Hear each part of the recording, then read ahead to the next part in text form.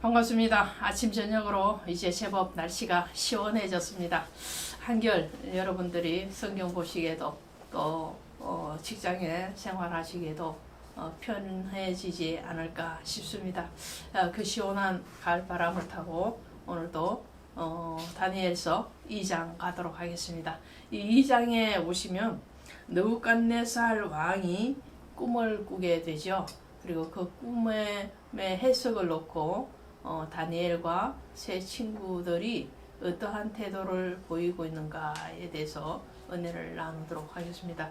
어느 날 느부갓네살이 꿈을 꿉니다. 그 꿈은 큰 신상에 대한 꿈을 꾸게 되죠. 그런데 그 꿈의 내용에 대해서 느부갓네살이 굉장히 번민을 하게 됩니다.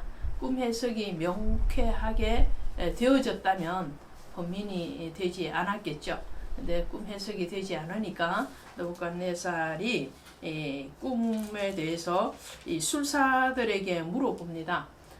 그런데 술사들이 그 꿈에 대해서 알지를 못하죠. 첫 번째는 그들의 능력이 없었다라는 말이 되겠고, 또 두 번째로는 이 느부갓네살 왕이 내가 이러이러한 꿈을 꾸었는데 해석을 해달라 이렇게 말을 해야 되는데 전혀 자신의 꿈의 이야기를 해주지 않습니다. 무조건 내가 간밤에 꿈을 이상한 걸 꾸었는데 그 꿈이 뭔지 맞춰보고 해석을 하라 이렇게 말을 하는 거죠. 거기에 대해서 이 박수나 술객들이 갈대아의 술사들이 이렇게 말을 합니다.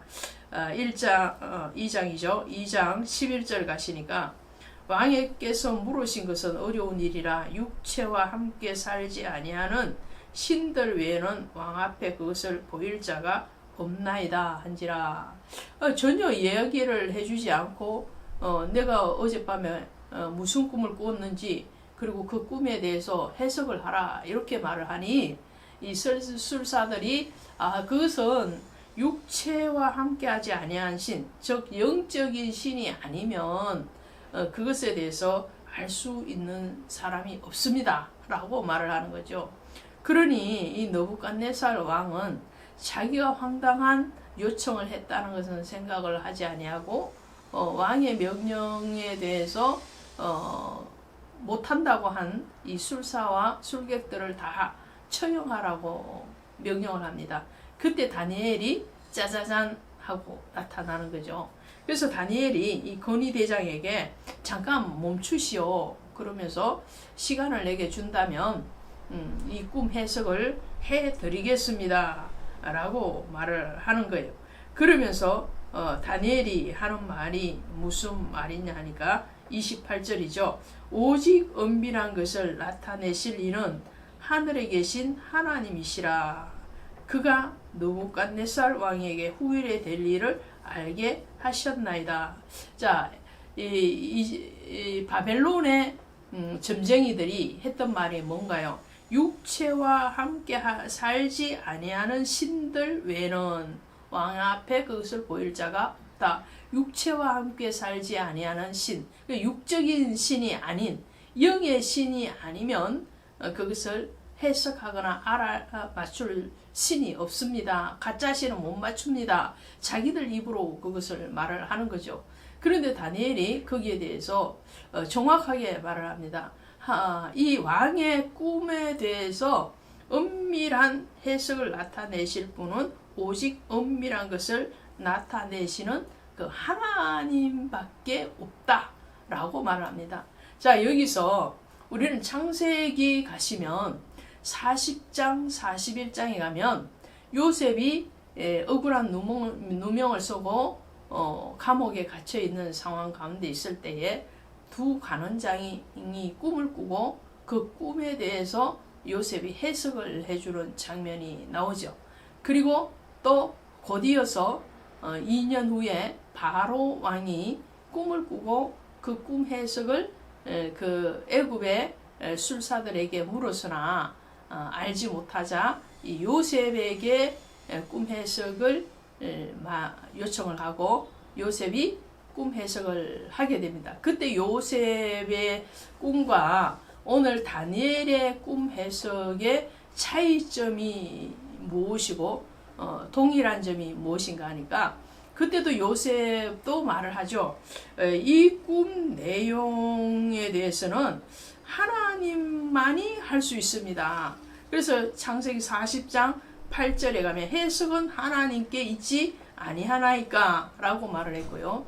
창세기 41장 16절에 바로 왕 앞에서는 요셉이 이렇게 말을 하죠. 하나님이 바로에게 평안한 대답을 하시리이다. 그러니까 하나님이 꿈 해석을 하실 수 있고 하나님이 앞으로 되어질 일들에 대해서 꿈을 통해서 보여주고 있는 것을 이제 해석해 주실 것입니다. 주체가 하나님이시다라는 것을 말을 하는 요셉의 그 신앙의 고백, 하나님의 주권, 하나님의 전능하심에 대해서 말을 하는 것을 보게 되는데 이것이 동일한 점입니다. 다니엘도 그러잖아요. 다니엘도 꿈 해석은 하나님께 있다라고 말을 합니다.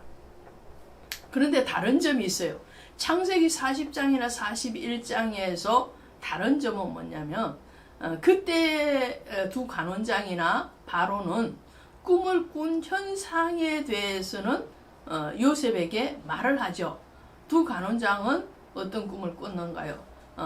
떡 맡은 관원장 그리고 술 맡은 관원장이 꾼 꿈에 대해서 떡이를 머리에 이고 가는데 그 떡을 새들이 와서 다 쪼아 먹었다. 그런 꿈 현상에 대해서 말을 하죠. 바로왕도 그렇죠. 그 바로왕도 자기가 꾼 꿈에 대해서 일곱 암소 또 숫소에 대해서 또 벼이삭에 대해서 말을 합니다.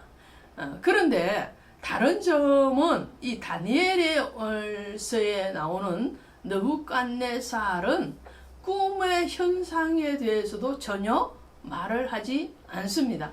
그러니까 원래 이 애굽의 술사나 이 바벨론의 술사들이 그것을 정확하게 하나님의 뜻을 알 수도 없거니와 또 더욱 더 이들의 입을 통해서 고백하게끔 하는 육체로 함께 계시지 아니하는 신 이렇게 말을 할 수밖에 없는 것은 전혀 그 꿈의 내용에 대해서 언급을 하지 않고 그냥 그 꿈을 알아맞혀라 이렇게 하니 그렇게 말을 할 수밖에 없죠. 그럼 그 다른 점은 왜 있을까요?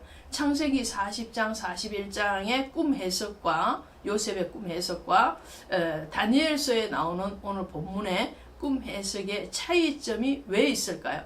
자, 창세기 40장 41장에서는 전능하신 하나님을 나타낼 뿐만 아니라 거기에는 구원에 대해서 초점이 맞춰져 있죠. 창세기의 시대, 요셉의 시대는 이제 하나님의 백성, 이스라엘 백성들을 번성시키시고 그리고 그들을 통해서 하나님의 나라를 세워가는 그림으로 인해서 출애굽이라는 구원의 역사를 통해서 구원하심에 대해서 말씀을 합니다. 그러나 다니엘서의 내용을 보면 서론에서 말씀드린 것처럼 이것은 종말론적인 예언, 묵시에 대해서 말씀을 하고 있거든요. 심판의 초점이 더 많이 맞춰져 있는 것이 이 다니엘서라고 할 수 있겠죠. 그러니까 구원, 번성시키시고 구원시키시겠다는 창세기의 어떤 시간적인 흐름과 이 다니엘에 오면은 이제는 이사야 지나고 그리고 에레미야가 지나고 에스겔이 지나고 다니엘 시대잖아요. 그럼 이 다니엘은 이제 이 모든 열국에 대한 심판뿐만 아니라 하나님이 종말론적으로 이루시는 그런 종말론적인 심판에 대해서 말씀을 하기 때문에 그 꿈에 대해서 현상을 보여주느냐 보여주지 않느냐의 차이점에 대해서 말씀을 한다고 할 수 있겠습니다. 또 하나는 요셉은 선지자의 사명이 아니에요. 요셉은 족장이잖아요. 선지자도 아니고 제사장도 아닙니다. 그러나 이 다니엘은 선지자적인 사명을 가지고 있는 거죠. 그래서 선지자적인 사명으로서 심판을 말을 하는 입장이기 때문에 이 느부갓네살이 그 꿈의 현상에 대해서 일일이 설명하지 않고 맞춰라 라는 거죠. 그만큼 하나님의 주권, 하나님의 전능하심이 더 창세기보다도 더 이제 이방인들에게 전거되어지는 그런 모습을 보게 됩니다. 자, 이 꿈 해석을 요청을 받았을 때에 다니엘은요, 친구들에게 도움을 구하죠. 그것이 17절입니다. 이에 다니엘이 집으로 돌아가서 그 친구 하나냐와 미사엘과 아사랴에게 그 일을 알리고 하늘에 계신 하나님이 이 엄밀한 일에 대하여 불쌍히 여기사 이렇게 자기들에게 지혜를 주실 것을 협력의 기도, 동력의 기도를 요청하는 것을 보게 됩니다. 삼겹줄은 끊어지지 않는다고 말씀을 하잖아요. 자, 한 사람이 두 사람보다 나으면 한 사람이 넘어지면 또 한 사람이 그 사람을 일으켜 세울 수 있거니와 한 사람이면 자기가 넘어지면 일으켜 세울 자가 없다라고 전도서에서 말씀을 하고 계시죠. 자, 에스더는 위기에 처했을 때에 모르드게에게 기도를 요청하고 있죠. 자, 혼자 가면 빨리 갈 수 있습니다. 그러나 둘이 혹은 셋이 같이 가면 빨리는 갈 수 없으나 멀리는 갈 수 있습니다. 자, 이 동력의 힘이죠. 동력의 힘, 그 힘을 오늘 우리가 또 구해야 되지 않을까 싶습니다. 자, 이 왕이 선상의 그 꿈을 꾸는데 그 꿈은 앞으로 바벨론 그리고 페르시아 또 그리스인 헬라 로마의 제국의 흥망성쇠에 대해서 말씀하고 있습니다. 자, 그 해석은 이제 앞으로 또 할 시간이 있으리라 믿고요. 다니엘이 이렇게 꿈 해석을 정말 제대로 하고 나니까 이 느부갓네살 왕이 다니엘을 높여주죠. 높여주면서 인정하는 말 한번 보도록 합니다. 2장 47절에 가시니까 왕이 대답하되 다니엘에게 이르되 너희 하나님은 참으로 모든 신들의 신이시오 모든 왕의 주시로다. 내가 능히 이 엄밀한 것을 나타내었으니 내 하나님은 또 엄밀한 것을 나타내시는 이로다. 할렐루야. 자, 이방의 왕을 통해서 하나님의 이름이 높임을 받으시고 계시는 것을 보게 되죠.